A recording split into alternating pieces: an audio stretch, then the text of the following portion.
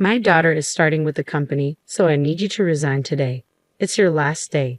On the morning of the 20th, the president suddenly informed me that I was being let go. I was taken aback and struggled to find words. The 20th was when we paid our suppliers.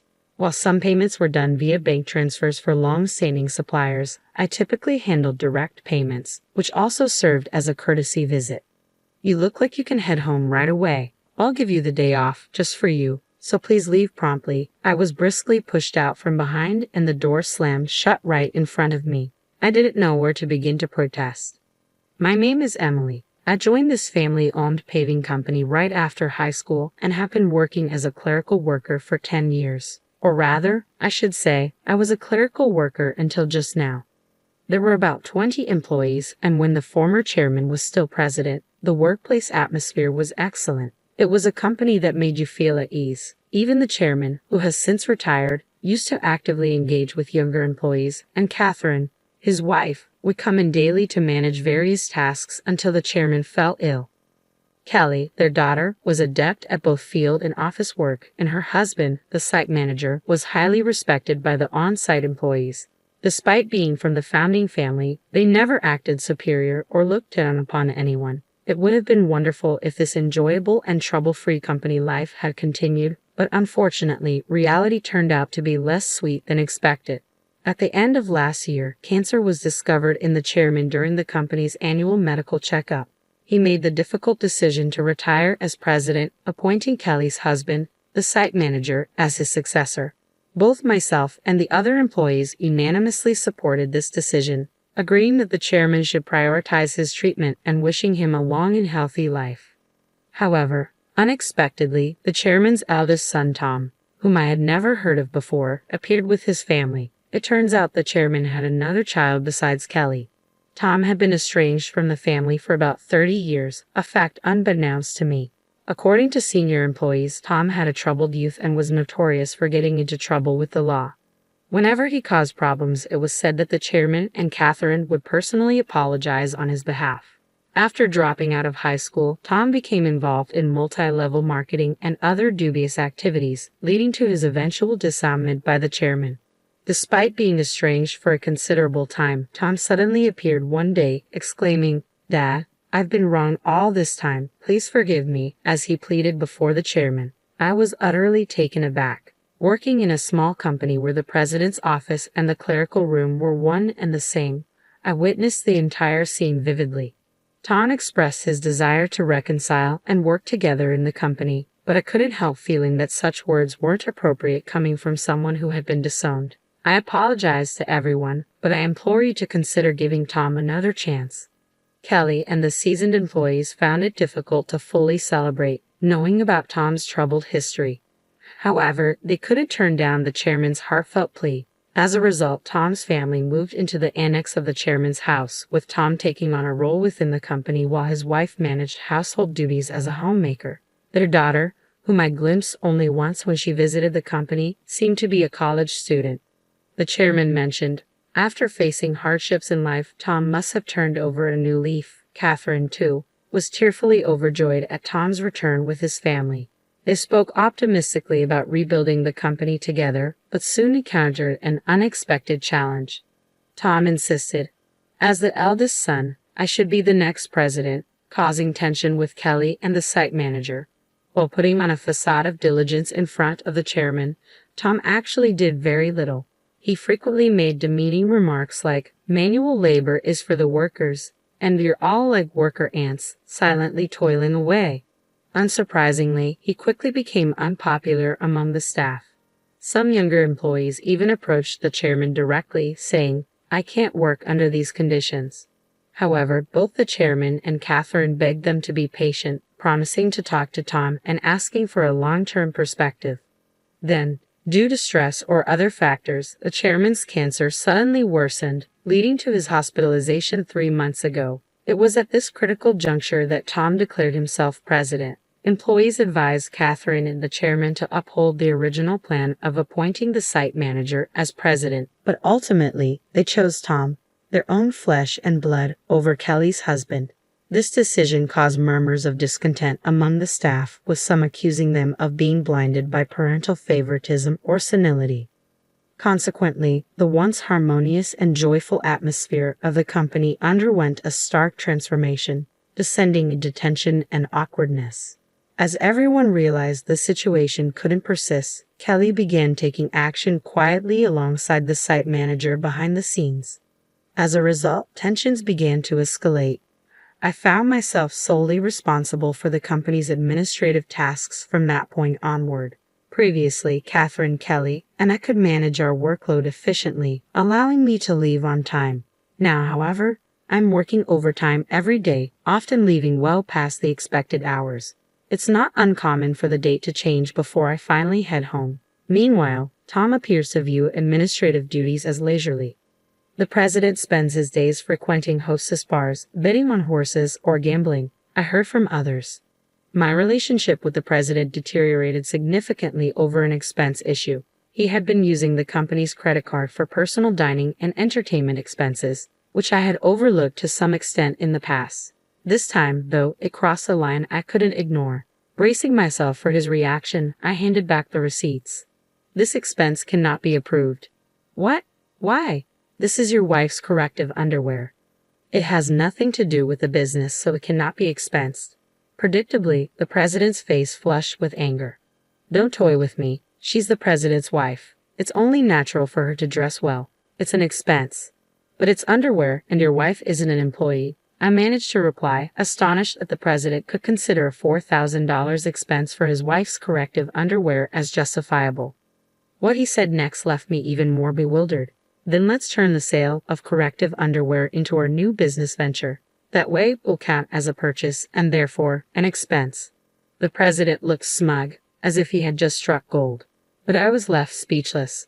We're a paving company. How would that work? Tell clients if they don't buy from us, we'll cancel their contracts. They'll all buy, we'll make a fortune. $2,000 for one, $4,000 for a set. It's easy money. The president burst into laughter, but I was appalled. That's completely unacceptable. It would damage our credibility. In my frustration, I lashed out at him, and from that moment onward, I became the target of the president's contempt. Every day thereafter, I endured constant criticism and berating from him. It became so unbearable that I often considered resigning. However, driven by loyalty to the chairman who had always supported me and concern for the company's welfare, if I left, I persevered. The truth was, losing my job suddenly would also spell trouble for me. I resolved to endure it until I could make a graceful exit, but then I was summarily dismissed. If I were to leave abruptly now, it would disrupt our client relationships, I said firmly, taking a deep breath as I opened the door. I cannot do this. Quitting without proper notice would leave everyone in a difficult position, including your daughter, who isn't equipped to handle the workload. Besides, today is the day we make payments. I delivered these words in one breath, fully anticipating the president's furious reaction. As expected, his face flushed red with rage. Shut up. I already told you to resign because my daughter is joining the company. Today is your last day. Regarding the payments, let them wait until they come to collect. There's no need to pay them in advance. Excuse me, isn't it standard practice to pay for goods and services once you've received them? I responded, bewildered, trying to simplify it as if explaining to a child. But the president's next remark was so irrational that I couldn't believe he was speaking like a rational adult. In that case, just threaten to switch to another supplier. Tell them we won't make the payment this time, so they should give it to us for free. What? That's not something we can do, is it? I was so stunned that I struggled to find words. You're completely worthless.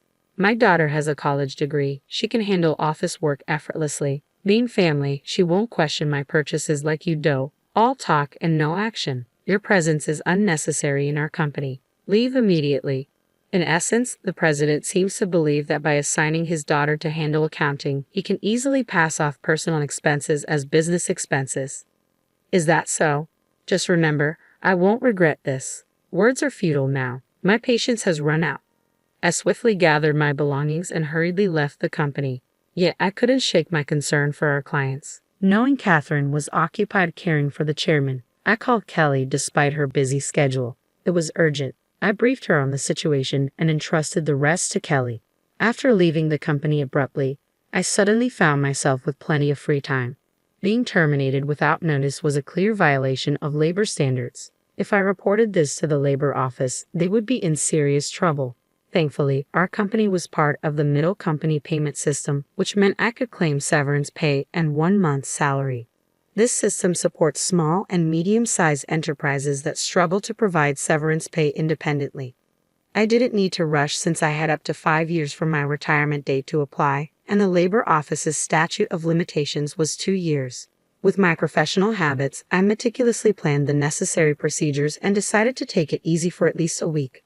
Having worked overtime and weekends constantly lately, I hadn't had time for anything at home. There were many places I had wanted to visit once I had settled down, so I chose to take a day trip to the beach for some relaxation. After rejuvenating myself by the sea, I checked my phone, which I had left in a locker, and noticed several missed calls, emails, and voicemails. I opened my email to find I saw a message from Kelly, assuring me that the payment had gone smoothly, and everything was in order. A wave of relief washed over me. Despite the abrupt demand from the president to resign, I couldn't shake off the guilt of leaving in anger. Next, I listened to the voicemail left by someone from the company. It was the president sounding panicked, demanding answers. What's going on? Are you saying I'm not the real president? Did you know about this? Explain yourself. Has he finally realized what a clueless president he is? I couldn't help but smirk to myself. After that, I systematically checked through my emails and voicemails. Among them, I listened to a voicemail from the chairman and immediately decided to head to the hospital. When I arrived at the chairman's hospital room that evening, Catherine was already there, and to my surprise, the president was also present. Upon seeing me, the chairman greeted me abruptly from his bed. "Emily, I apologize for my foolish son," he said sincerely. "What's going on here? I'm the official president. Explain yourself," Tom arrogantly shouted, clearly misunderstanding the situation.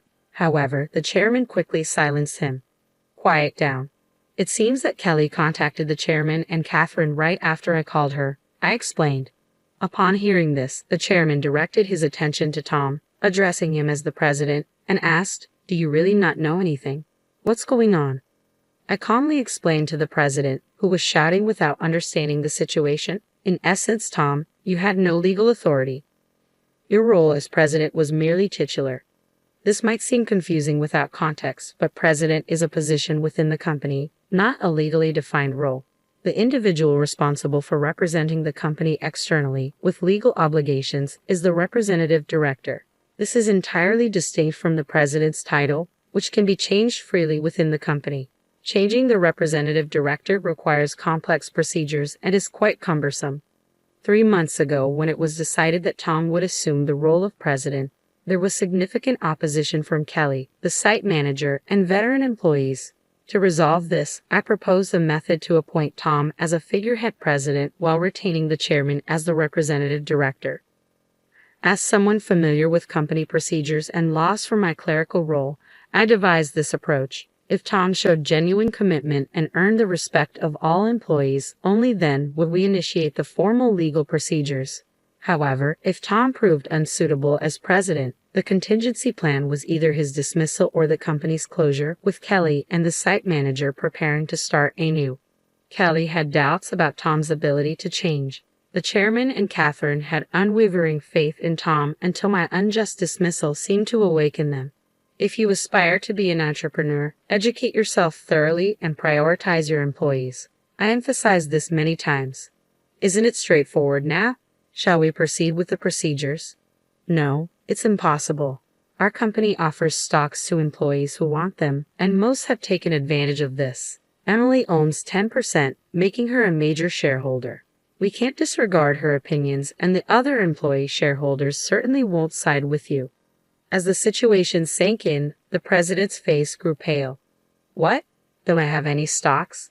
None. I intended to give you my shares once you truly prove yourself as president. I'm deeply disappointed in you. You were only after my wealth, thinking I had little time left, weren't you? The chairman slumped in despair, and Catherine fell silent, her face clouded with sadness. Brazenly, the president retorted, "Ha! Of course, I'm the eldest son. What's wrong with taking what I can get? The company is mine." I couldn't forgive him any longer. No, that's not correct. The chairman holds full responsibility as the representative director of the company. Additionally, as a shareholder, I can request a shareholders meeting and seek your dismissal as president. The word dismissal made the president's face rapidly pale. You mean I might get fired? Damn. You're just an office worker, Tom, I pointed out.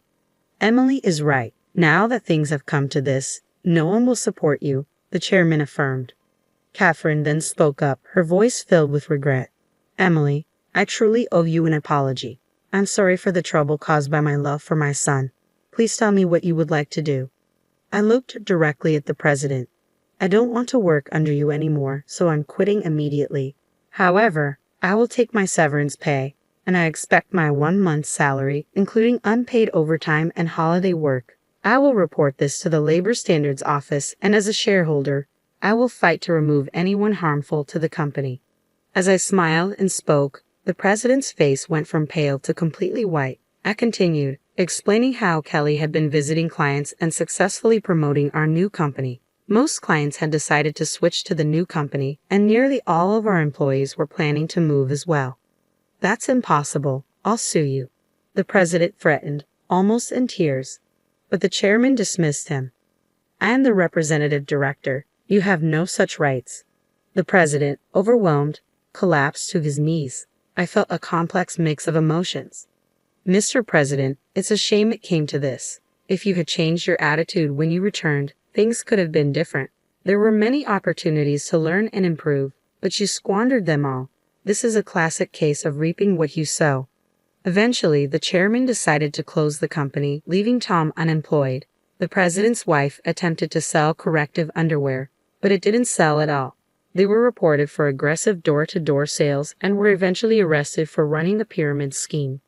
When Kelly returned to her parents' house for an errand, she found several boxes still filled with the unsold corrective underwear. Their daughter found employment at another company, although the details remain unknown.